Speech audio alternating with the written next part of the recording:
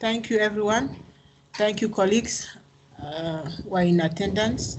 I call you colleagues because we are all academics. We are all doing research, aiming to produce output at the end of the day. So I'm happy to be facilitating this session. I think some of you already have some knowledge, and maybe you are just here to beef up. Maybe also some of you also have something that you can contribute, maybe towards the end through your questions and through the engagements via the Q&A chat box. Then we can maybe see where the gaps are in what was shared today, and maybe we can fill it up. This is again not exhaustive. This is a presentation, a high-level presentation, but I think you can learn a lot from this. You can beef up your knowledge on literature review. So in summary, or in short, it's a reviewing the landscape of the knowledge landscape, a master class in literature review. So here we're just trying to see how we can conduct our literature review successfully, or how we can conduct a good literature review at the end of the day when you are writing your master's dissertation, when you're writing your PhD dissertation. So some of the things here will not be new to some of you because you're already in the journey of research. So some of the things here will not be new, but we just broaden your knowledge on these things. Okay, increase your knowledge on these things. So what's literature review? What's the purpose? Why do we conduct literature review? How do we identify a gap? Because our studies are mostly based on gap. We want to see where there is a gap, because identification of the gap and capitalizing on that gap is what gives value to our research. How do we identify that gap? What's the process of conducting literature review?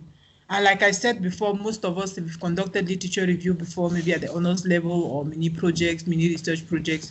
So we have an idea of what it is, but what is the process for us to conduct a proper literature review that will be interesting to our readers and that will aid us achieve our research objective, or at the end of the day, contribute towards the good research project or the good research output that we are aiming to produce. What are the different approaches when we are writing?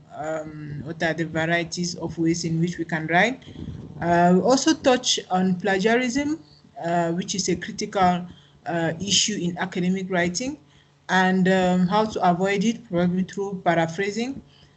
And we go to discourse markers that will help you to have a work that is fluent. I mean, you're writing your literature review. At the end of the day, you want someone to take in, and it sounds like an interesting novel to them.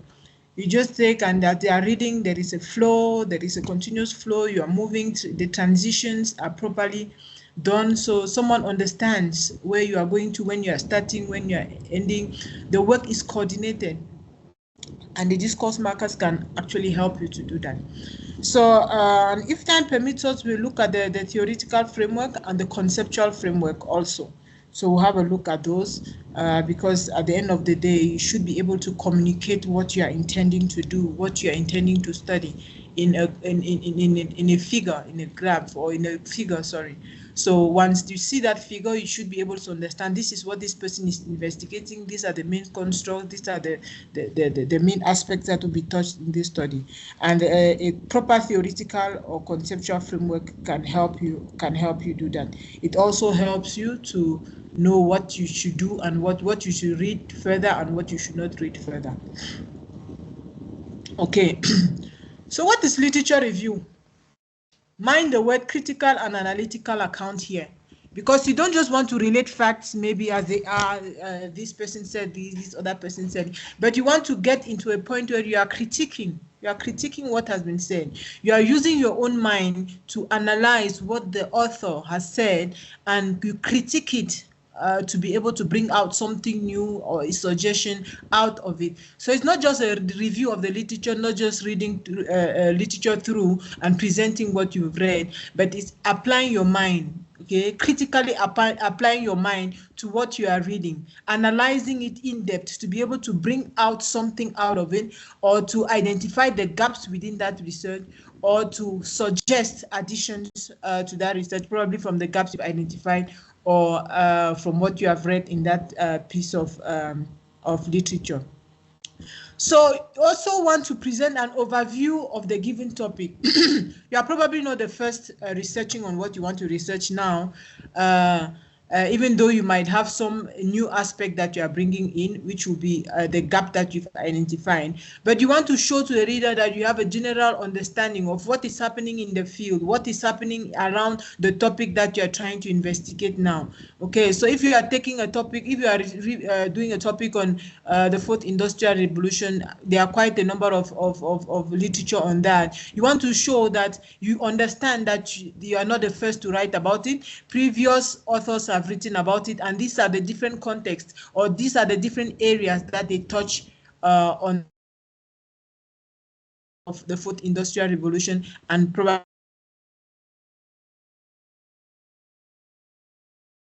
research specifically wants to touch, or what your research wants to address. So how do you how can you critique when you are reading, or how can you critique when conducting your literature review? So everything that is there, we usually say anything that has been published in an academic journal is credible, is worth reading, is worth quoting. But when you are reading, even from those, you need to be able to question. So the purpose of you reading is not to agree with everything that the author said, is to question it, is to look for areas where you can disagree, critique, to look for gaps, to look for faults, to look for loopholes within what has been published, so that you can leverage on those to improve on your own research, or that you can suggest maybe for other readers that will come, or other researchers that will come after you. So for you to disagree on something, you must have a reason to do so, okay? You must be reading as you are looking. You must be reading what is it that could be improved on this paper? What is it that I could disagree on based on the setting, based on as you see, on the theory that was used as the last bullet there, on the argument that was used, on the method that was used, and the different assumptions that the author of the articles of that article used or based their research on. So you are looking for reasons to disagree. You are looking for reasons not to accept just the way it is presented to you. Okay. So you might also want to consider what has been written, because you have find some articles, like some theories. Again, if you look at issues around the fourth industrial revolution, you find some authors have said, okay, this is the way to go. Let's do it this way. But other researchers have said, even though we are doing it this way, or the world is going this way, maybe people from Africa need to be very cautious about how they embrace the technological revolution, because of the impact on our society, the impact on job creation and things like that, based on our specific context within which we are. So in that case, you might be looking at what other people have said about that article. Probably maybe, for example's sake, on the artificial intelligence, or on the fourth industrial revolution. What are the critiques that has been brought from the different authors, or from the different literature that you found when you were reading? So you are also welcome to bring that up, and that will make quite an interesting debate in the way you are presenting your fact, or in the way you are approaching your topic. So you want to consider the criticisms of others. You want to also consider the inadequacies of that study, or of previous studies. Maybe they said, okay, I know this is the fourth industrial revolution. This author said this is the fourth industrial revolution. We should all go there. Technology is here to stay. Let's just follow the trend. Then someone comes and says, no, in Africa, our context is different. In Europe, yes, it's true. This is what they have been doing with the technology and with the robots. But within our context in Africa, it's a little bit different. So let's approach it with a little bit of caution. And let's not embrace it fully. Let's try to keep our human sense of it, the social aspect of what makes us, what gives us Africans an identity. And you might want to say, okay, even though these two groups of people have considered it in that line, I think that maybe in South Africa it might be different. They are missing this and this point that could be relevant within the South African context, or that missing this and this other point that could be relevant within the context of my study or within the context that I'm investigating.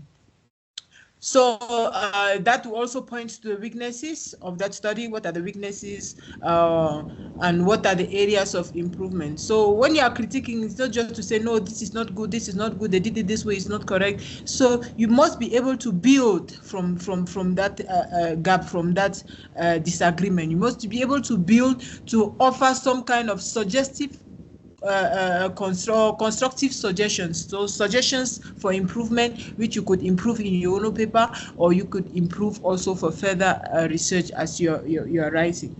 Okay, so you look at the problems and the limitations. I think we've talked about that already. In terms of the theory, do you think another theory could fit better in what they were trying to investigate? Do you think their argument was right? Do you think all the assumptions that they considered when designing that argument, or when putting forth that argument, do you think it's right? Is it correct? The methodology, do you think that was the right methodology to investigate? There are some topics that have been used previously that have been studied using quantitative methods or qualitative methods. You might want to say, okay, even though the person used a quantitative method, I think a qualitative method, a qualitative aspect of the thing will enrich or study, will provide more input or more facts to the body of knowledge, or will add to the academic discourse.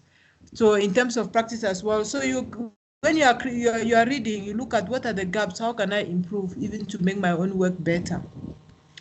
So the purpose of literature review, so you want to show that you understand what has been done in the past. I think I said that already. Within your topic, within the research area, like the fourth industrial revolution, if we take again gender, it has been a topic that has been researched for quite a number of years, of more than maybe centuries already. And you want to show that you know that it's not a static thing. There has been progression. They have been started somewhere and then it's progressed to this very point where you are trying to investigate now. So you want to show that you understand what's happening around it, as well as the debates, the discussions, the disagreements, the agreements that have been in your research area or around the topic that they are trying to investigate. And a critical engagement with the literature will help you to be able to understand the different debates that are going on, because you are identifying also other authors' critiques of the work that you are reading. Okay, what are the findings? Okay, and what are the gaps? Remember from the beginning I said you don't want to just do research for doing sake. It's true, we just want our qualifications, we just want our degrees at the end of the day, but you want to do something that is valuable, or that is adding something to the body of knowledge, that is adding something to academia. So at the end of the day, you want everybody to be reading your paper and say, wow, this is also really a great research or an interesting topic, and it's making some kind of significant contribution. And if you want to publish also, that becomes very relevant in terms of identifying the gap that you want to address in your study, and not just identifying the gap in the literature and how you plan filling that gap with your study. And that's a valuable contribution that you can make through your study. Okay, so you're not just also reading. If you want to look at gender, you look at the gender issues have been considered in different settings, within the family unit, within the workplace, and so on and so forth. But maybe at some point you want to only look at the issues that are relevant within your own topic that you want to address. So if you are looking at maybe gender discrimination, for example, within the workplace, you want to look at studies that have considered gender discrimination within the workplace. It doesn't mean that gender discrimination doesn't happen in other settings, but you are looking for things that are relevant to the topic. So you are zooming down more and more to the things that are relevant to the topic that you are trying to investigate, or to your research interest or your research topic or research question or objective. Okay, so the essence of literature review. So you want to prove to the reader that you are informed about what has been happening in the field from the time research started on that specific issue. You want to also inform the readers that you are conversant with the most recent, okay, and the relevant literature that have been written. That's why when you are writing your literature review, you need to be able, you need to stay relevant. And in terms of relevance, we talk about the publication dates of the articles that you are considering. So probably like the issues about gender probably started maybe in the 19-somethings, but you want to zoom down to show from that 90-something that you are quoting, there has been some kind of progression until the 2025 era where we are. So you also want to understand that you know the published work, or the main published work in your area, in your field. You find some gurus in issues of gender worldwide. Even in South Africa, there are people who have been writing on it extensively. So you want to show that you have an understanding of what was done before you, of the published work, okay? And you want to prove to the reader that you've also considered the materials that are relevant to your research, and you can find them online. You can find books, dissertation, thesis, peer-reviewed articles, documents, government publications, and so on and so forth. All right. And for you to go do a proper literature review, you must read wide. Even though your study is specific, or is focusing on maybe gender within the workplace, you must have a general knowledge of what is happening within the area of gender and gender discrimination in general. So you need to read as wide as possible. Then as you read, you will be zooming more and more to what you are trying to investigate, your research question or your research objective. But initially, you need to read wide. So how do you identify the gap when you are doing your literature review? Because your research now, the research you are conducting, it's focused on this gap. So the more you identify the gap, or the more tangible the gap is, then the more value you can contribute in your field, in the field that you're in, your field of study. So you need to be able to identify the research gap. Okay, so once you've also identified the research gap, it also kind of directs you as to how the kind of things that you need to be considering within your research. All right. So how to conduct or how to identify a gap when doing your literature review? You look at the research approach, okay, used in the reviewed studies. All right, so it could be these people used maybe a quantitative, you want to use a qualitative, or this author use a qualitative, you want to use a quantitative, or possibly most studies have been using a quantitative, but you want to use a mixed research method. And with technology, there are quite a number of research methods or research approaches that are emerging. That you want to consider. Okay, maybe they use a qualitative, maybe you want to do use AI as a research tool, or you want to use XYZ. So it depends. You can do it differently from what has been done in the past. Okay, so the research approach, where can you improve, or what is the loophole that you find that you can capitalize on in your own research? So the focus of the study. Okay, the study may be related, but do not address the exact issue that you're intending to address. Like I was saying, in the issues of gender, there have been quite a lot of research that has been done there. Maybe you will see that some of these studies are related to gender discrimination in general, or maybe if you zoom it down, maybe gender discrimination within the workplace, and maybe you want to go to a specific workplace, okay, or a specific sector, a specific industry. Let's take maybe the mining sector, okay, or let's take maybe ICT. You want to zoom in and see what are the gender inequalities that are happening within that specific sector. So you want to focus maybe on an organization, maybe in a region, maybe in a town, or so you want to focus your research on something specific. Okay. So if you go to look at the geographical context, you might also want to identify a gap from that perspective. This study was conducted maybe in Gauteng. You want to look at it maybe in a small company operating in the town in Limpopo, or you want to look at in a different geographical setting was conducted in America, you want to look maybe if it's the same things will apply, you want to test it maybe in the South African context, or you want to test it in another context or in a specific locality in South Africa. So you may want to identify the gap related to the geographical context. And also the publication date, as I was saying, you find issues like gender which have been studied long time ago. So you want to show that these studies, maybe they were studied in 1990 something, then now we are already in 2025. So much has been written about it, and these studies that have considered this topic, they haven't touched 1, 2, 3, which I think is very relevant now. Okay, so if we take our gender issue, which is still a very current issue now, you'll find some of the studies that happened prior to the fourth industrial revolution. Then you want to maybe bring in the context of the fourth industrial. Things have changed. Now there is technology. Women have proven to be less educated than men, having lesser opportunities than men in the past. Now there is technology that makes you able to work even at home. Now you can work from anywhere. Is this still the same issue that we are facing? Has something changed? Has technology brought a difference in terms of the technology, in terms of the gender issues that we had in the past? Has there been any improvement? So you want to navigate through the dates and times, and maybe want to identify a gap there in between. Okay, are the affairs still current?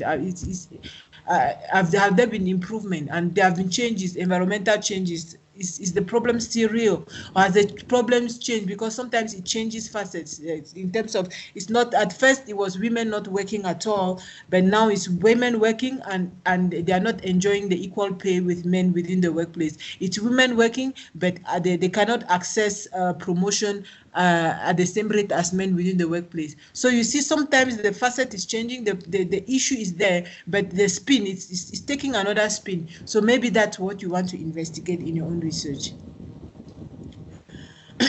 So the process of conducting a literature review. So what are the keywords that you are trying to investigate, or related to your topic, or related to your problem?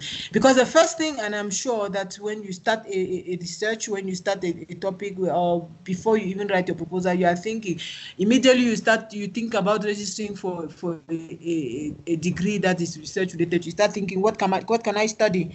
And you'll be informed, maybe your past experience, maybe the things that you've seen in the lives, others' experiences, maybe the things that you've read that triggered your interest in a specific research, or in a specific topic, or in a specific problem that you might want to investigate. So what are the keywords? Okay, in my case, you might say maybe it's gender. If I'm looking at the gender issues in a technological era, okay, I might want to say, okay, maybe technology, the keywords, gender, women, and things like that are my keywords. So I want to identify what are the key things there, okay, the keywords in the problem or in the topic that I'm trying to research in.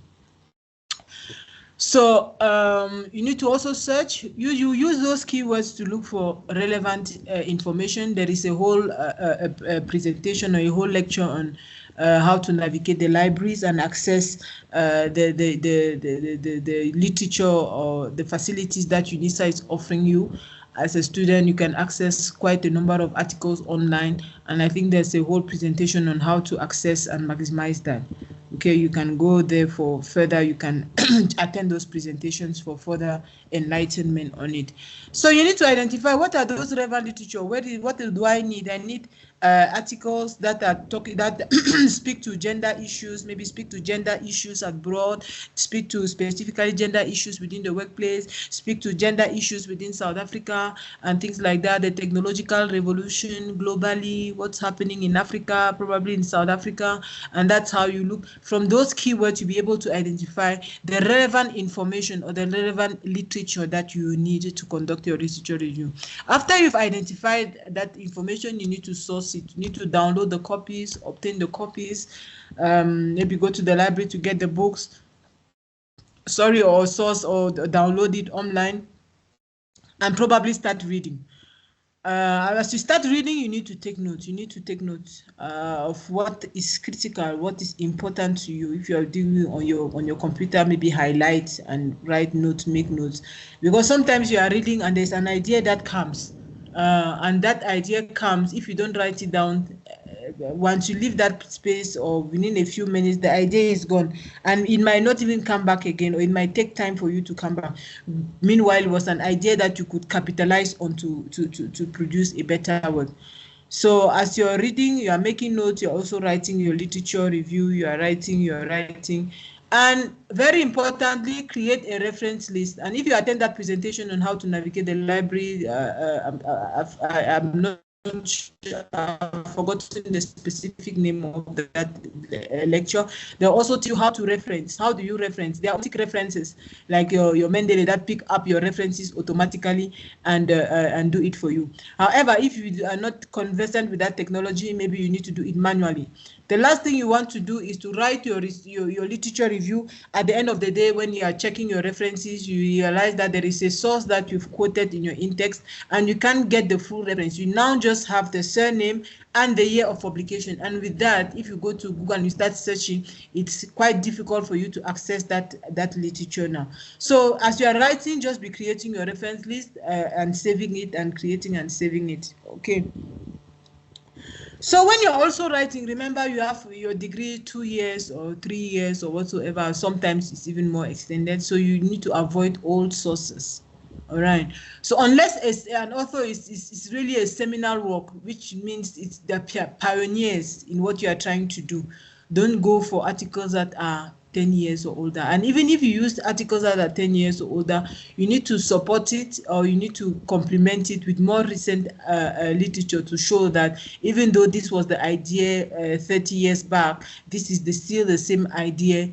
It was still the same idea 10 years back, it was still the same idea 5 years back, and it's still the same idea this year. So you show some kind of progression if you decide to use very old sources because you want to emphasize on progression or you want to emphasize on developments in your field. So but generally, if you want to talk about current issues, contemporary issues, it's advisable to stay within the 5-year time frame, so to show that you understand that you understand what is happening in your field and you are current with what is happening in that field. So how do you write your literature review? What are the approaches? And sometimes it will depend on what you want to communicate. Sometimes you want to compare and contrast, okay, different views.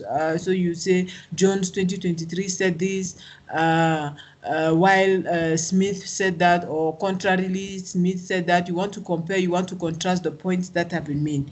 Okay, and sometimes you want to put ideas together of a number of authorities who support a viewpoint, and you want to contrast them. So we're saying probably from Smith 2023 to 2013 and Jones 2012 say that there have been a lot of evolution in terms of gender parity, gender equality in the last maybe 10 years. Okay.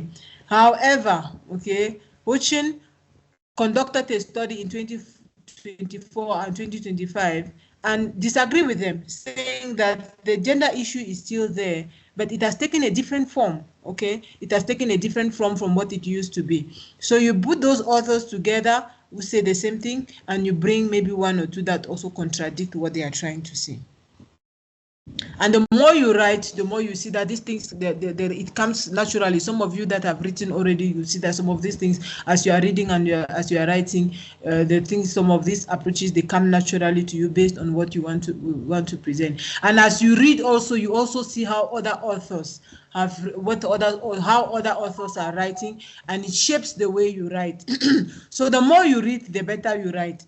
In terms of your literature review, the more you read, the better you write. So sometimes you read and you pick up words from things that other authors have written, and it helps you also present, or it helps you build on your writing capabilities, so that your work you can present work that is up to standard. So also sometimes you want to emphasize on the author. Okay, maybe it's a guru, someone who has researched long on the issue, and you want to, and they're an established author in terms of what you want to study. If you look at maybe Bosch in South Africa, she's one of the key. She has written a lot on gender discrimination within the workplace. As one of them, maybe want to emphasize, okay, as a guru in the field, as an established author in the field, maybe her word counts, and you want to emphasize on that. You want to capitalize on that, so you can use the author prominent approach. Or you want to just use a general sense about what research has shown or what has been studied before. So you can start like, research has shown that blah blah blah blah blah blah blah, and just to show that this is the point you are trying to make. You don't try to emphasize on the author, you are not trying to, but you are trying just to pass on the message. Okay, and this one again is very similar to that. You want to emphasize just on a keyword or something that is key on a key issue that has been raised. All right, and you do your literature review, and you just write and you put them so that the key issue can come up. Like, for example, here, school managers ought to be prepared for their role as instructional leaders so that they can adequately support teachers in the various aspects of teaching. Okay, so this is the issue that you want to present. This is the key points that you want to bring forth. So it doesn't matter who said it, blah, blah, blah, as long as they are in line with what you are trying to put forth, then you add them to the reference. Okay. Mind you, also, when you are doing your literature review, you need to be consistent with your referencing, and remember that everything that you cite, all the in-text references, at the end of your work, it must appear as in the full reference list or in the bibliography. All right. So the next thing we want to look at here now is plagiarism, okay, which is a very big thing in academia, and I think and UNISA is very strict on that. So on minimizing, and remember that before you submit your work, you pass it through Turnitin, which will assess the similarity and present a similarity report. So your work must not be too similar too similar to other people's work. You must have it must be you. So the author must be you, it's not a copy and paste. So you must show that actually you engaged and that you wrote the work yourself. And these days, AI can even write a whole literature review for you. If you just give it the topic, it can come up with a literature review for you. So at the end of the day, you want to show that I wrote this thing. It's my idea. I didn't just steal it from some other person. Okay. So plagiarism is to steal someone's idea and to pass it as if it is yours. Okay. So it's you are not the originator of that idea, but you are speaking it as if it is yours. It's your idea, and sometimes we do that. Even on WhatsApp, people do that. You take something from some other person, you put it as if it is yours. But in academia, it is unacceptable. It's called academic burglary, academic theft. Okay. And it's a breach of academic integrity. So mind you that sometimes it happens even accidentally. You didn't want to plagiarize, or you didn't want to put it as yours, but you write and you forget to reference. You don't put the source where you got the information from. It doesn't. The fact that it's not intentional or it's accidental or it's not intentional doesn't mean that you are exempted from the penalties of that crime. So you need to be very careful the way you are writing.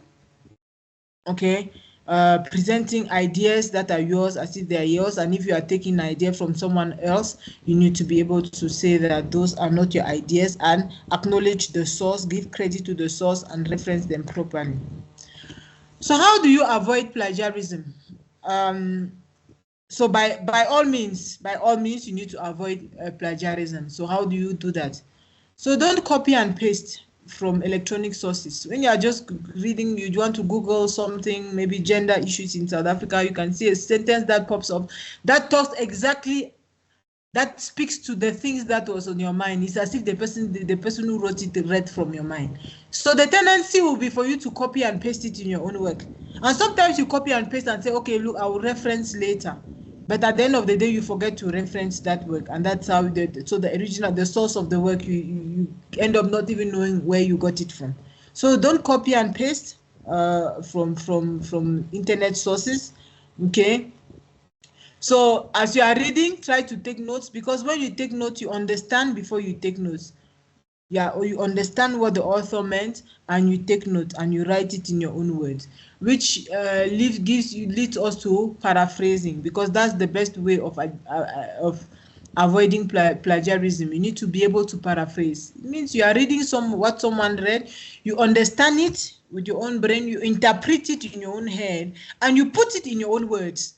So that's what paraphrasing is about. And the more you plagiarize, the more you are able to paraphrase, the more you avoid plagiarism.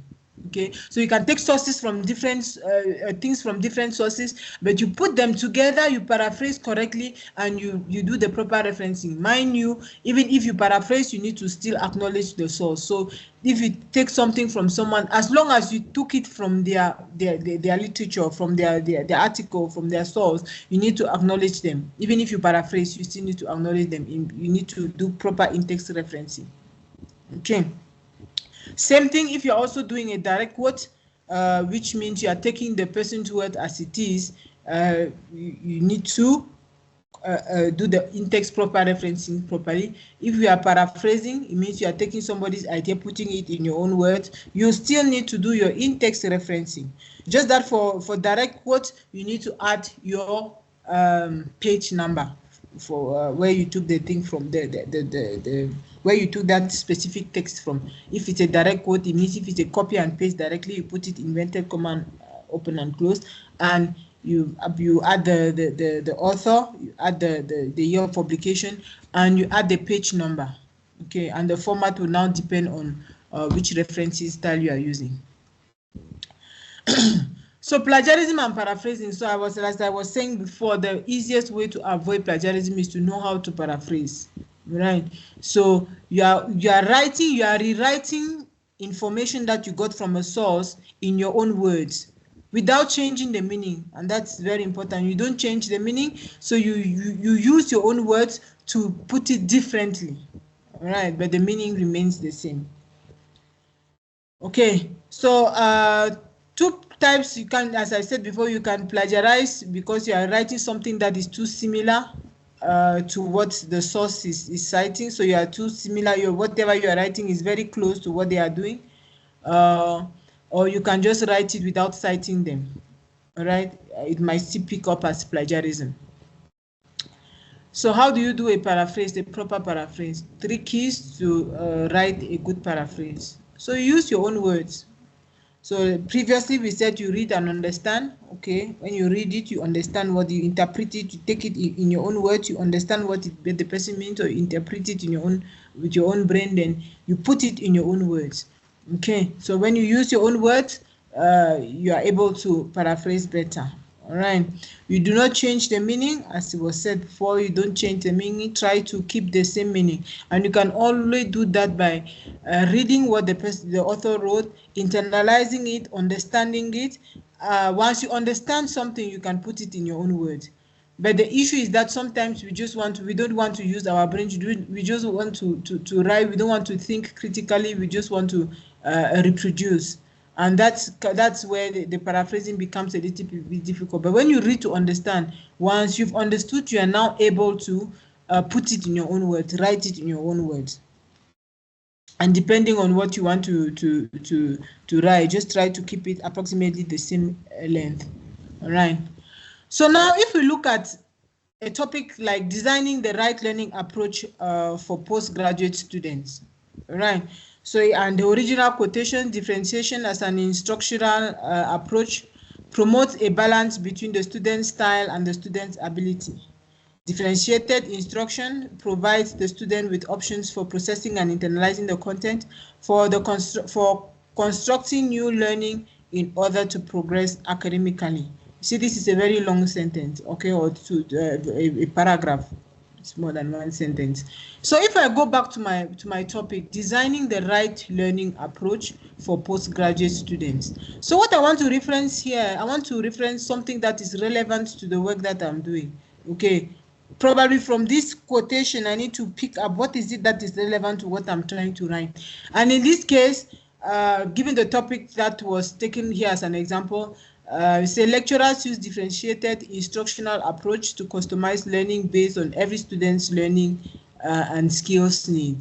And again, if we want to ask all of us in this class to paraphrase this sentence or this paragraph, we'll come up with quite a number of approaches, of ways, or different sentences. Everybody will use their own words. Everybody, the construction, the order of the words might differ from one person, will differ from one person to another. However, we need to look at what are the essential ideas. Are the essential ideas present in what we are all paraphrasing in our own different words and different ways? Is the essential idea there? Were we able to condense it, okay? And were we able to put it in our own words? So that's very critical. And what we are picking out from it, is it relevant to what we are trying to do, or the argument that we are trying to make? Or does it provide support to what we are currently writing on, or the idea that we are trying to put forth in this sentence, or in our paragraph, or in our sentence? So we need to look at the essential ideas. We need to look at, were we able to put it together? Were we able to use our own words? And is it relevant to what we are trying to study, or to our paper?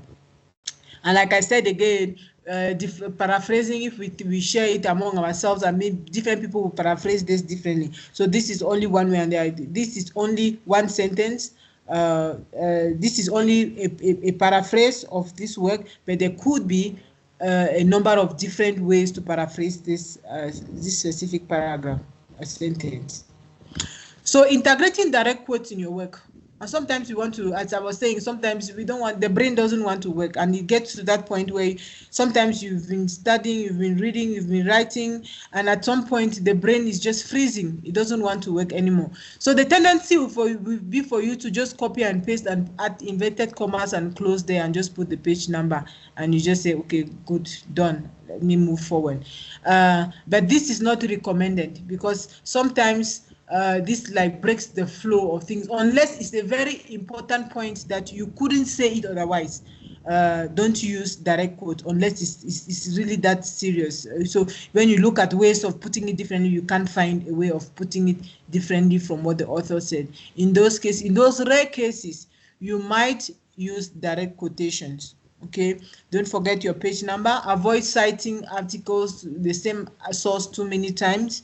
Okay, avoid citing things that are irrelevant. Sometimes they say, okay, you want you are proposing, or you are submitting a proposal, you just want the number of pages, you just want pages. Maybe you don't have the patience to be looking for things that are really relevant to your research. You just want to write. And at the end of the day, you are writing. Yes, you've written a lot of things, but are they relevant? Are those things relevant to the research that you are doing? Okay, does it support your argument? Does it add to your argument? So if I'm talking about gender within the workplace, I can be talking about gender within the family unit, this harassment within the family unit, harassment maybe in the country, the laws and things like that. But is it relevant? How is it relevant to gender discrimination in the workplace, the issue that I want to investigate? So relevance is also very critical. Okay. So do not oversight definitions. It's always better to understanding and paraphrase, and only cite do direct quotations if it's you couldn't have paraphrased it better, or you couldn't have paraphrasing.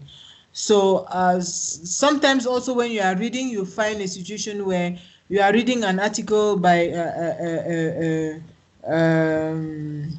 Matepe, and in that article by Matepe, you find something, a very important point that Matepe is quoting on maybe Fitton.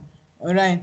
Sometimes you want to take from Matepe and put it in your own work, that Fitton said. Meanwhile, you've not gone to Fitton, you've not gone to the original source to find out what Fitton said originally. And sometimes you're not even sure. The problem here is that you're not sure if Matepe quoted Fitton properly. So you are referencing from a secondary source without having a guarantee that that source referenced that source properly. So it's always good to go to the original source to get the information for yourself.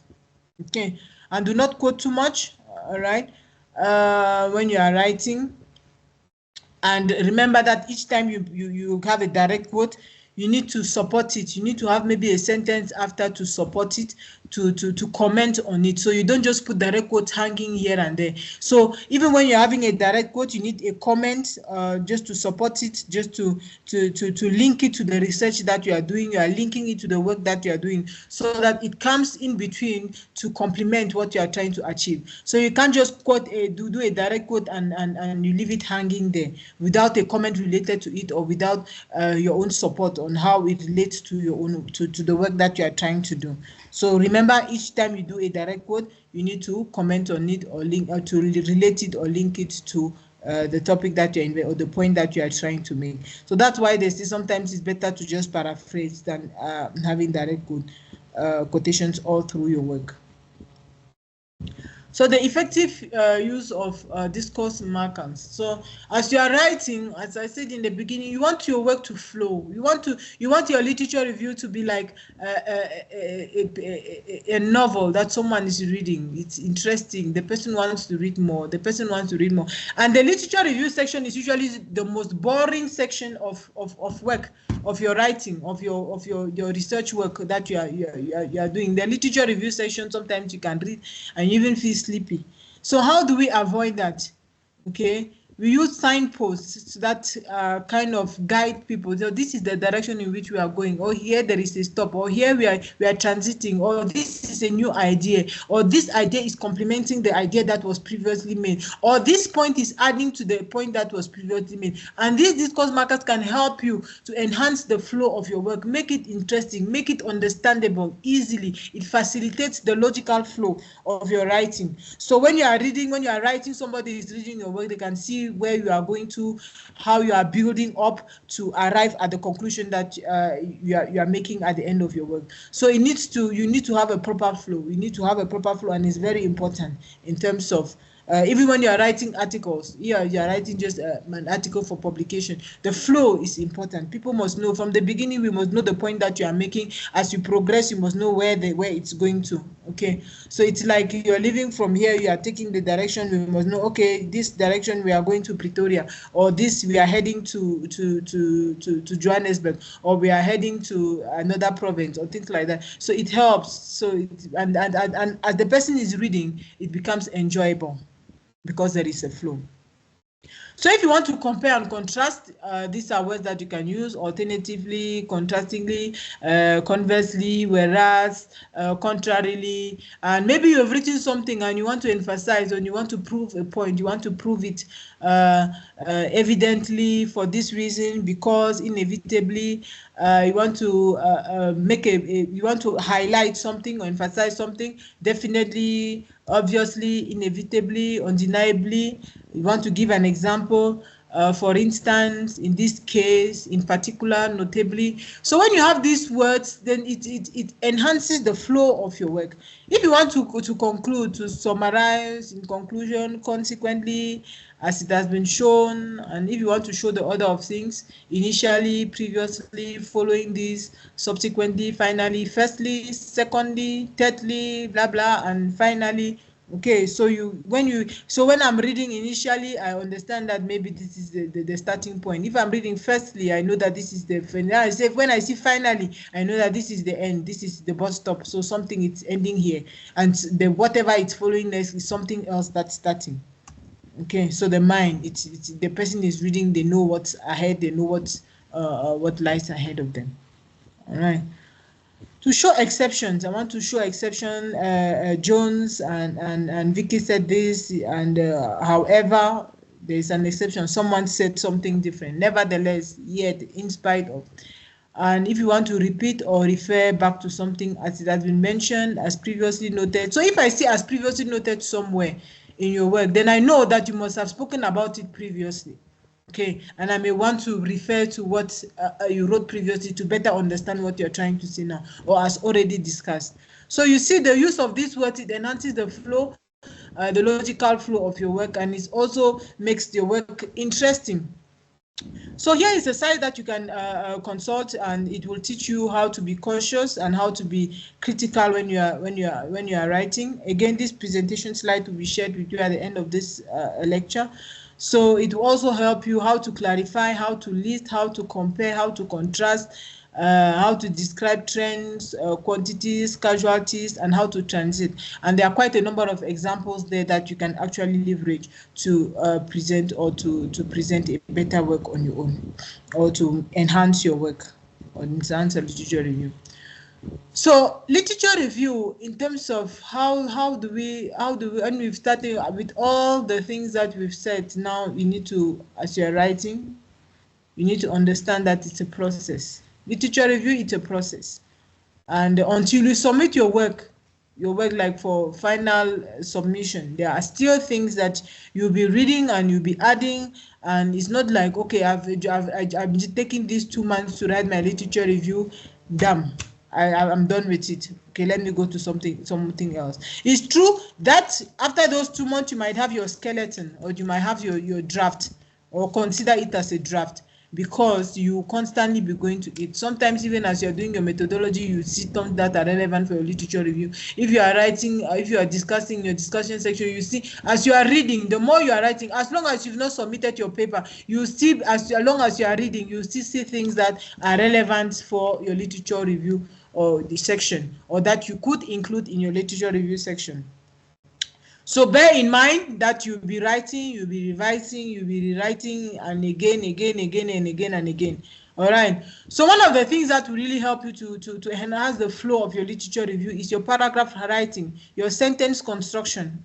Okay, so you must know how to construct a proper sentence. You must know how to do proper paragraphing. So a paragraph is one idea. So in one paragraph, endeavor to have one idea, because if you are mixing things, then someone is reading, you are talking about gender issues in America, then the next sentence you are talking about gender issues in South Africa, then you are talking again about gender issues in France, and you are talking about gender issues in Namibia. So it's like all over the place, whereas you could paragraph all the things in America in one paragraph, the things in Europe in one paragraph, the things in Africa in one paragraph, or the things in South Africa in another paragraph. Or you could have a sentence that is addressing each and every one of them, so that your ideas are put together, things that are related are put together, and you move from one point to another with proper transition.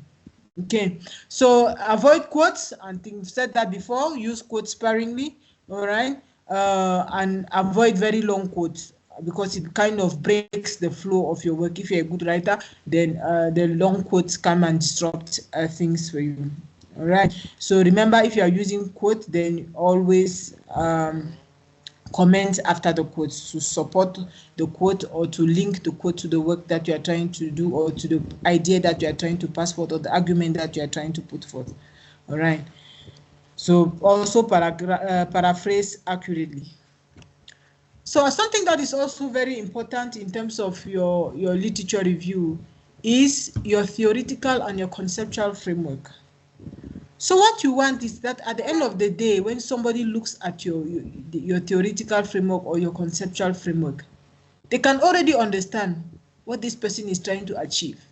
So when you are doing your theoretical framework and or your conceptual framework, you must be able to say at the end of the day, when you put it in front of someone, even if you don't put the topic, the person can already guess what the topic is. The person can already guess what the relationships are that you are trying to investigate. So it's something that speaks a diagrammatic representation of what you are trying to achieve. And that's why it's really important for you to read wide, so that you understand the different constructs that are related, that you are investigating. What are the relationships? How it comes into play, and are you investigating a different relationship from what has previously been studied? Are you looking at the same relationships? And this, in terms of your conceptual framework or your theoretical framework, needs to be clear. So the more you read, you see, the more you discover, or the more you discover the concepts that are related, or the constructs that are related to what you are trying to do. So the more you read, the more you have information on what is necessary for you to build your conceptual framework or your theoretical framework. All right. So a conceptual framework and theoretical framework, they are different. Okay. And they are both tools that you can use to conceptualize your research. All right. So sometimes you can use a theoretical framework, sometimes you can use the conceptual framework, and you can use even both. So that you have to check with your supervisor, what your supervisor is advising you to do on this. All right. So at least you must have either a conceptual or a theoretical framework for your research. So, but if your supervisor wants you to have both, then it's up to you guys. So check with your supervisor. So the theoretical framework serves as a roadmap for developing your argument. Like I said, when you see the theoretical framework or the conceptual framework, I must already see the relationship. I must see the argument that you're trying, even without seeing your topic, even without you presenting your topic, just from the construct, just from the way the arrows are moving from one place from one construct to another, I must be able to understand what you are trying to investigate. What is the roadmap? Okay. So you explained existing theories. In the theoretical framework, you explain existing theories that support your research. So for you to have a theoretical framework, you must be able to identify a theory that touches all the aspects that you are trying to investigate in your research. All right, and you can use a theoretical framework. And at some point, I'll show you the difference between the theoretical and when to use a theoretical framework and when to use a conceptual framework.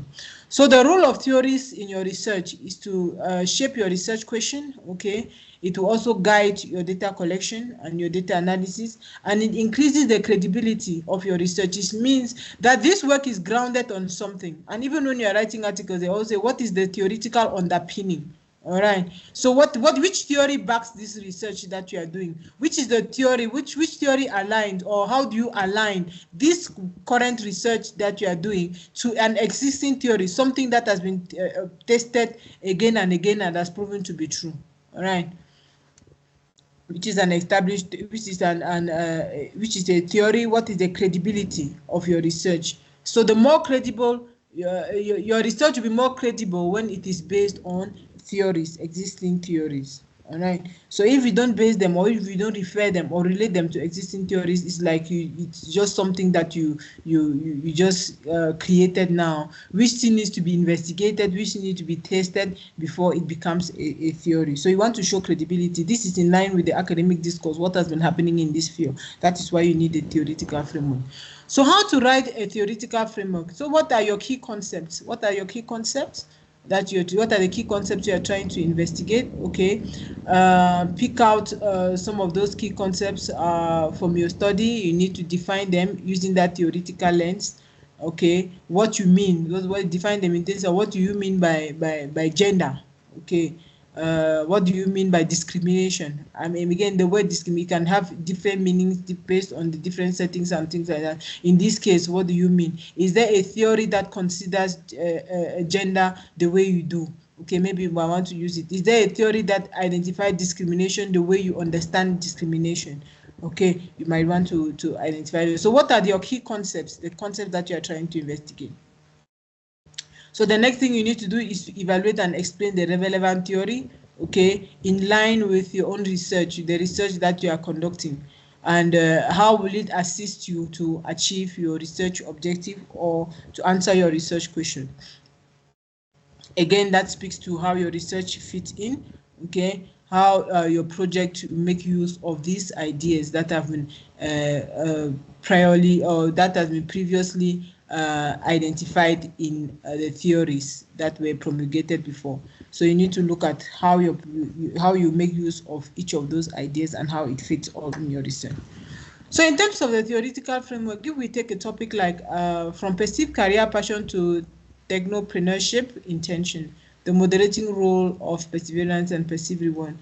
So for the sake of this study, maybe you can take a theory like the social cognitive career theory, and this theory has three main facets: self-efficacy, your belief in your own abilities, capabilities, okay, and outcome expectation, your belief that whatever you do will result in a specific outcome, okay, and your personal goal, the individual's aim to embark on a certain activity. So in this theory, you need to look at whether this theory is covering all the main concepts that you are trying to investigate. If it does, then yes, you can use a theoretical framework. Then If it does not, then you might consider using a conceptual framework, because you might have to take other elements of another theory. Let's bring, maybe if we bring an issue as a perceived career, passion, technology, intention. If I say for women, you see that there could be a need for an issue, for a theory or an aspect of a theory that talks about gender issues that I need to add here. Then it's no more a theoretical framework, it's now a conceptual framework. Okay, so a theoretical framework in this case is a theoretical framework because it considers all the facets of that theory. Let's say in this theory I only want to take the self-efficacy leg, and I want to take only the outcome expectation leg, or the two. Okay, then I can't say it's a theoretical framework. It can be a conceptual framework. All right, so if I'm adding something extra to the tenet or the concept of the theory, it will now be a conceptual framework. If I'm reviewing something from the tenets of that theory, it can also be, then it's now also a conceptual framework. So but if I'm taking all the tenets of the theory and applying, and it fits perfectly within my research, then I can call it a theoretical framework. So a conceptual framework, what is it? It's also called an analytical framework. Okay. The key success factor in approving your research proposal, like I was saying, you must liaise with your supervisor. That one, the conceptual and theoretical, only conceptual, only theoretical. Again, but you must have either a conceptual or a theoretical framework. So usually people go with the conceptual framework because you are able to bring in constructs from different theories, and even constructs that may not be related to some theories. So you are able to bring them. Okay. The conceptual framework, it provides a focused view of your problem, aligning what the concepts are, what the variables are, what are the relationships, the impact of the phenomenon, the research project as informed by your research project. Okay. So it provides an understanding of what you are trying to do. And as I was saying, when you just see the conceptual framework, you should be able to understand what the person is investigating or what the person is trying to achieve. Okay, so it provides clarity about what you seek to accomplish. It demonstrates coherence. You see the flow from one point to another. You see the direction of the arrows. So it tells you, okay, this is moving from point A to point B, from this concept to this concept. This is the possible relationships. Even without seeing your topic, someone should be able to identify what the conceptual, someone should be able to identify what are the main concepts that you're investigating, and and can even guess, okay, what your topic could be just from your conceptual framework. And at the end of the day, it will also help you for self-audit. At the end of the day, you go, this topic, this concept, did I touch it? Did I touch this other concept? Did the relationships that are these relations, did I test the relationships that I'm presenting here in these arrows? So at the end of the day, you look again at your conceptual framework and you see, is my research, am I aligning my work to this conceptual framework? Do I have to modify my work, go back and modify, or do I have to modify the conceptual framework based on the readings that I've done, and whether they have confirmed what I initially thought was the issue, or whether they have confirmed my hypothesis or rejected my hypothesis. So at the end of the day, you should be able to do, maybe modify again whether your conceptual framework, or go back and revise again your literature review to align it. So, but everything must speak together. It must be aligned. Okay. Personal interest, you look at your personal interest because you also do research based on the interest that you have. You also look at issues that are topical. You want to research on something that is interesting, people want to read it.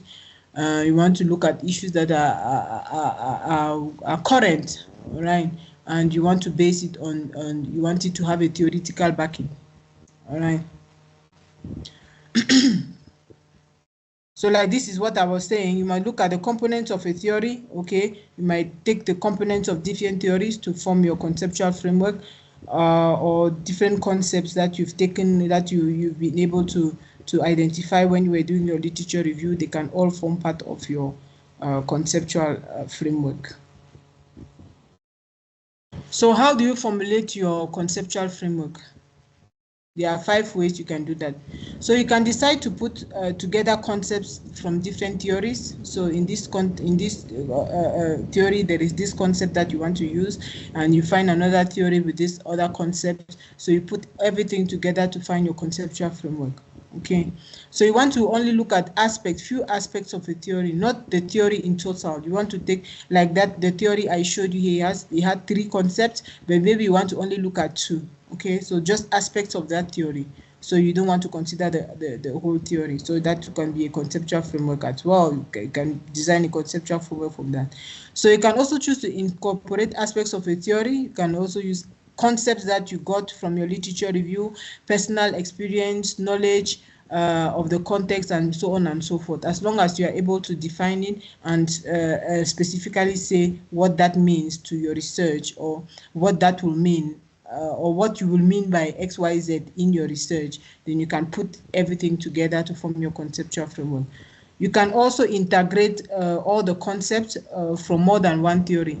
So let's say that theory, we added a gender spin to it. We'll take the 3 aspects, and maybe we'll take a theory that talks about gender issues and put them together. Even though it's 2 theories together, two theories together, and all the theories, we took the different components or the different concepts of all the theories. As long as we've put the theories together, it's no more a theoretical framework, it's now a conceptual framework, because we brought theories together. And another way is by combining concepts from the existing literature. So as you are reading, you see concepts here and there, you can form them, you can put them together to form some kind of a relationship. So how do you design a conceptual framework? You identify the specific concept, variable, or concept or constructs in your research that you are trying to investigate. Review the relevant literature on that. Okay. Bear in mind your research problem or your research statement when you are doing that. And you also need to present a geographical construction of what you are trying to illustrate. So like I was saying, a figure that tells you, okay, these are the main concepts, these are the arrows, okay, these are the boxes, these are the arrows, this is the line goes from here to here, and from there to there. It means this one affects that one, and so on and so forth. Okay. What are the expected relationships that are there? So once you see your research, your conceptual framework, even without reading your research topic, someone already knows what you are trying to investigate. You say, okay, I want to look at gender issues. I want to look at it within the workplace. Okay, I want to look at maybe the woman's own responsibility. I want to look at the culture within the organization. Okay, I want to look at availability as a support.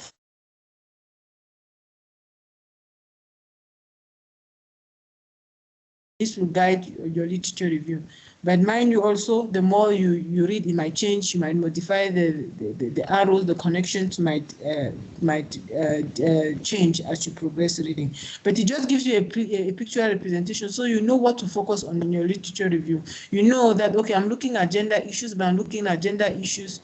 Maybe my background can talk about gender issues in general, but I want to zoom to gender issues within the workplace. Gender issues within the workplace, there are many issues that are happening within the workplace, sexual harassment and blah, blah, blah, blah, blah. But I want to look at maybe the support that is in that workplace for women. Or I want to look at the culture.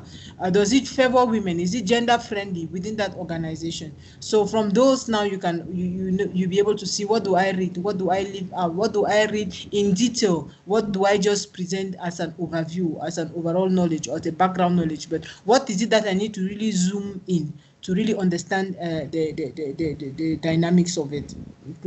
And it helps you also to be able to predict already your conclusion and know what recommendations you can make. So in your conceptual framework, you have quite a number of arrows of relationships there, variables. So you have your dependent variable, your independent variable, your moderating variable, you have your mediating variable, and your controlling variable, okay, and your confounding variable. Mind you, you are not obliged to use all these variables. The explanations for each are there, but you don't need to use all of them. You only use the ones that are related to your work. All right. So if you look at this conceptual framework presented here, We're looking at the impact of social media usage on academic performance among college students. So you see the arrows already. You see which one is the moderating variable. The independent variable is there, which is social media usage. The dependent variable, academic performance. It means hypothetically, the more you use social media, then maybe it will affect your academic performance, probably negatively, all right, or positively, because there is no indication of whether it's a positive or a negative relationship. But you see where the arrow is moving from to where it's going to. So you can see in terms of what is the mediating variable there. You can also see what is the control variable. And once you present it, even without this topic, you can already see that this person is looking at the effect of social media on academic performance. Just by seeing the diagram, you just if you remove the title, you can see what. So the person is this is the hypothetical relationship that social media affects academic performance. Okay, maybe the social media in terms of the study habits can mediate the effect of social media on academic performance. So you can already, this tells a story on its own. It tells a story. So in terms of these variables, you are not obliged to use all these variables. So you can use only the ones that are related to your research. So maybe you will not need the study habits, the moderating variable. Maybe you will not need the control variable. You just want to study the effect of social media usage on academic performance. So your arrow will go straight there, and maybe you want to use look at maybe also socioeconomic status, prior academic achievement. So depending on the concept that you want to investigate and the arrows, so you are not obliged to use all the moderating, independent, but at least you need to have a dependent and an independent variable. On the others now, it depends on you, on whether that will help you answer your research question. So I think at this point, let's see, let a little bit before time, and let's see if there are questions. Then we can answer the questions.